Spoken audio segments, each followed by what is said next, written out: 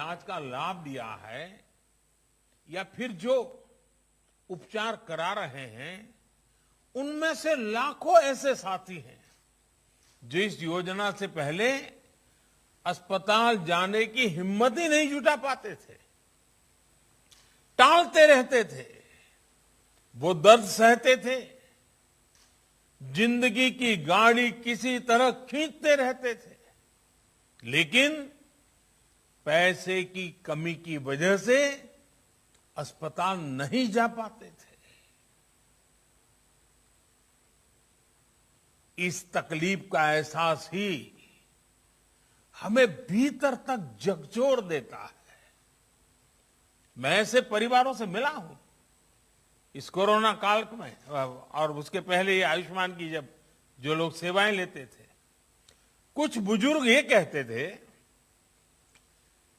कि मैं इसलिए उपचार नहीं कराता था क्योंकि मैं अपने संतानों पर कोई कर्ज छोड़ करके जाना नहीं चाहता था। कुछ सहन कर लेंगे, हो सकता है जल्दी जाना पड़े, ईश्वर बुला ले तो चले जाएंगे, लेकिन बच्चों पर, संतानों पर कोई आर्थिक कर्ज छोड़ करके नहीं जाना है, इसलिए उपचार नहीं कराते थे। और यहां इस कार्यक्रम में उपस्थित हमसे ज्यादातर ने अपने परिवार में, अपने आसपास ऐसे अनेकों लोगों को देखा होगा। हमसे ज्यादातर लोग इसी तरह की चिंताओं से खुद भी गुजरे हैं। साथियों, अभी तो कोरोना काल है, लेकिन उससे पहले मैं देश में जब भी प्रवास करता था, राज्यों में जाता था, तो मेरा प्रयास रहता था कि आयुष्मान भारत के लाभार्थियों से मैं जरूर मिलूं। मैं उनसे मिलता था, उनसे बातें करता था, उनके दर्द, उनके अनुभव, उनके सुझाव मैं उनसे सीधा लेता था। ये बात वैसे मीडिया में या और सार्वजनिक रूप से ज्यादा चर्चा में नहीं आई, लेकिन मैंने इसको अपना नित्य क्रम बना दिया था। आयुष्मान भारत के सैकड़ों लाभार्थियों से मैं खुद रूबरू मिल चुका हूं, और मैं कैसे भूल सकता हूं उस बूढ़ी मां को जो बरसों तक दर्द सहने के बाद पथरी का ऑपरेशन करा पाई, वो नौजवान जो किडनी की बीमारी से परेशान था, किसी को पैर में तकलीफ, किसी को रीढ़ की हड्डी में तकलीफ, उनके चेहरे मैं कभी भूल नहीं पाता हूं। आज आयुष्मान भारत ऐसे सभी लोगों के लिए बहुत बड़ा संबल बनी है। थोड़ी देर पहले जो फिल्म यहां दिखाई गई, जो कॉफी टेबल बुक लॉन्च की गई, उसमें खास करके उन माताओं बहनों की चर्चा विस्तार से की गई है। बीते 3 सालों में जो हजारों करोड़ रुपए सरकार ने वहन किए हैं, उससे लाखों परिवार गरीबी के कुचक्र में फंसने से बचे हैं। कोई गरीब रहना नहीं चाहता है। कड़ी मेहनत करके गरीबी से बाहर निकलने के लिए हर कोई कोशिश करता है, अवसर तलाशता है।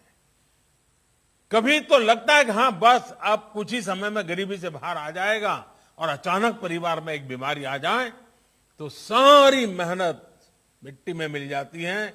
फिर वो 5-10 साल पीछे उस गरीबी के चक्कर में फंस जाता है। बीमारी पूरे परिवार को गरीबी के कुचक्र से बाहर नहीं आने देती है, और इसलिए आयुष्मान भारत सहित हेल्थ केयर से जुड़े जो भी समाधान सरकार सामने ला रही है, वो देश के वर्तमान और भविष्य में एक बहुत बड़ा निवेश है।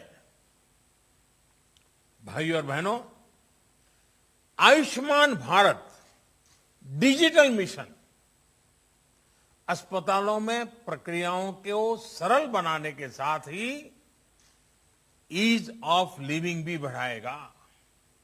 वर्तमान में अस्पतालों में टेक्नोलॉजी का जो इस्तेमाल होता है वो फिलहाल सिर्फ एक ही अस्पताल तक या एक ही ग्रुप तक सीमित रहता है। नए अस्पताल या नए शहर में जब मरीज जाता है तो उसको फिर से उसी प्रक्रिया से गुजरना पड़ता है। डिजिटल हेल्थ रिकॉर्ड्स के अभाव में उसको सालों साल से चली आ रही फाइलें लेकर चलना पड़ता है। इमरजेंसी की स्थिति में तो ये भी संभव नहीं होता है। इससे मरीज और डॉक्टर दोनों का बहुत सा समय भी बर्बाद होता है, परेशानी भी ज्यादा होती है और इलाज का खर्च भी बहुत अधिक बढ़ जाता है। हम अक्सर देखते हैं कि बहुत से लोगों के पास अस्पताल जाते समय उनका मेडिकल रिकॉर्ड ही नहीं होता। ऐसे में जो डॉक्टरी जो परामर्श होता है, जांच होती है, वो उसको बिल्कुल जीरो से शुरू करनी पड़ती है, नए सिरे से शुरू करनी पड़ती है। मेडिकल हिस्ट्री का रिकॉर्ड न होने से समय भी ज्यादा लगता है, खर्च भी बढ़ता है और कभी कभी तो उपचार कॉन्ट्राडिक्टरी भी हो जाता है।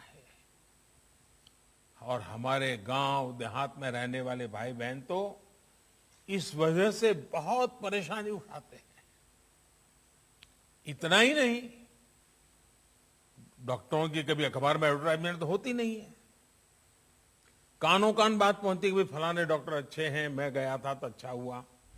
अब इसके कारण डॉक्टरों की जानकारी हर किसी को पहुंचेगी भी, हाँ कौन ऐसे बड़े डॉक्टर है, कौन इस विषय के जानकार है, किसके पास पहुंचना चाहिए, नजदीक में कौन है, जल्दी कहां पहुंच सकते हैं, सारी सुविधाएं।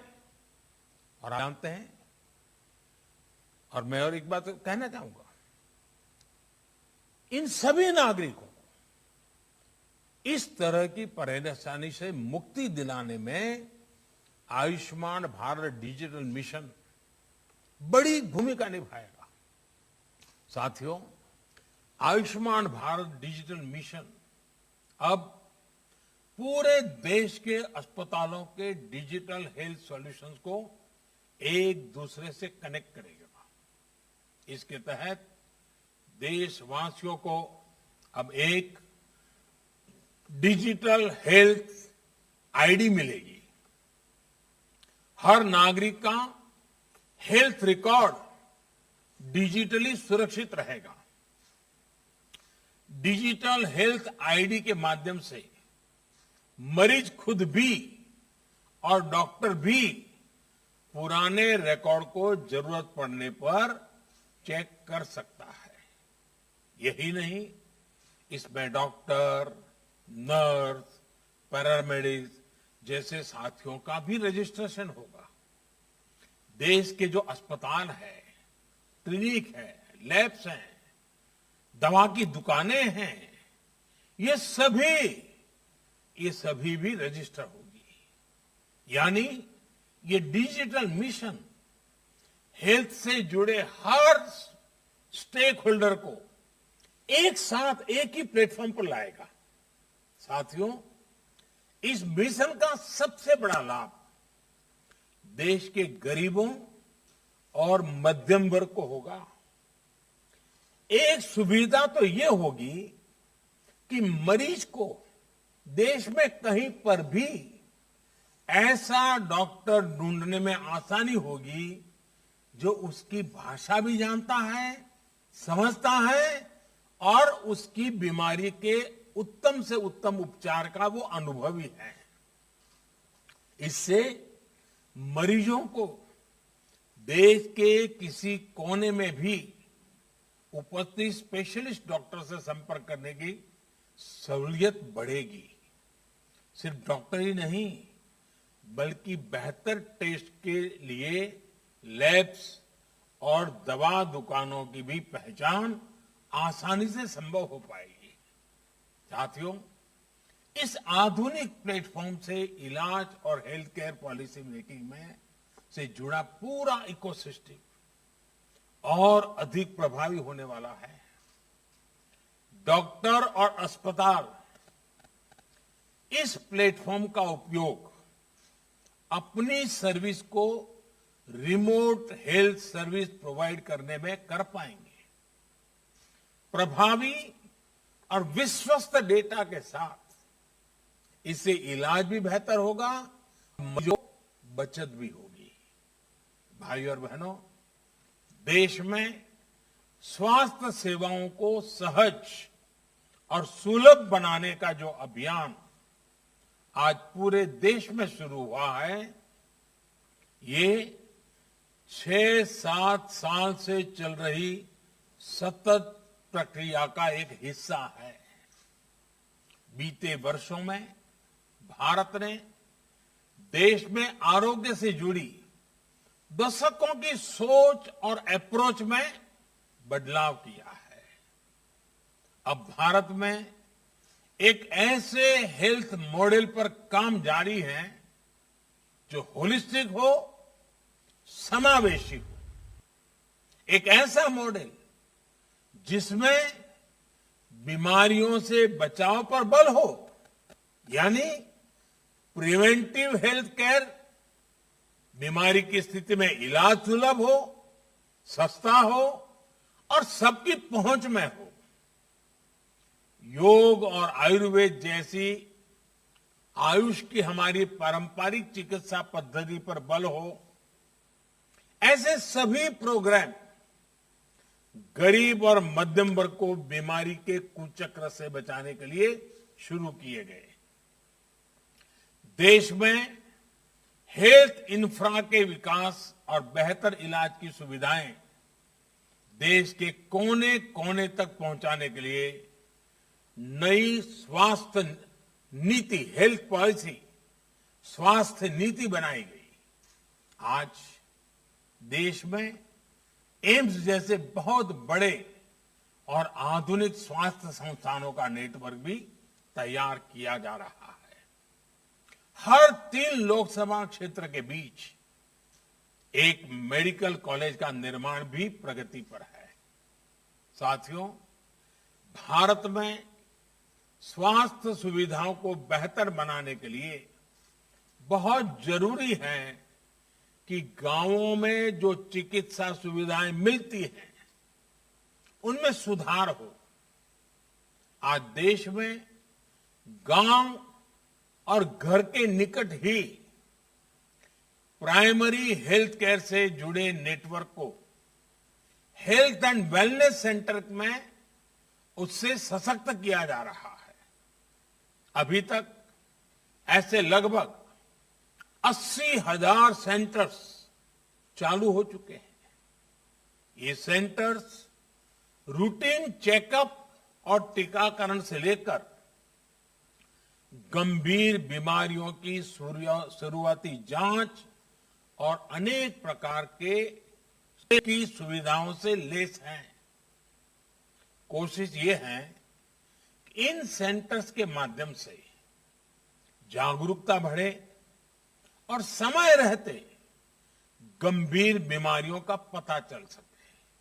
साथियों, कोरोना वैश्विक महामारी के इस दौर में मेडिकल इंफ्रास्ट्रक्चर के निर्माण को निरंतर गति दी जा रही है। देश के जिला अस्पतालों में क्रिटिकल केयर ब्लॉक्स का इंफ्रास्ट्रक्चर तैयार किया जा रहा है। बच्चों के इलाज के लिए जिला और ब्लॉक के अस्पतालों में विशेष सुविधाएं बन रही हैं। जिला स्तर के अस्पतालों में अपने ऑक्सीजन प्लांट्स भी स्थापित किए जा रहे हैं। साथियों, भारत के हेल्थ सेक्टर को ट्रांसफॉर्म करने के लिए मेडिकल एजुकेशन में भी अभूतपूर्व रिफॉर्म्स हो रहे हैं। 7-8 साल में पहले की तुलना में आज अधिक डॉक्टर्स और पैरामेडिकल मैन पावर देश में तैयार हो रही है।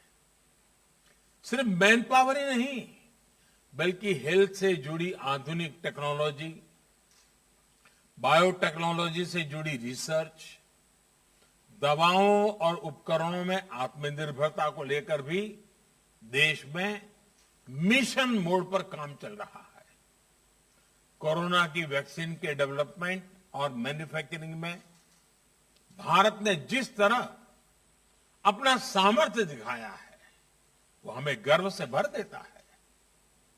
स्वास्थ्य उपकरणों और दवाओं के कच्चे माल के लिए पीएलआई स्कीम से भी इस क्षेत्र में आत्मनिर्भर भारत अभियान को बहुत ताकत मिल रही है।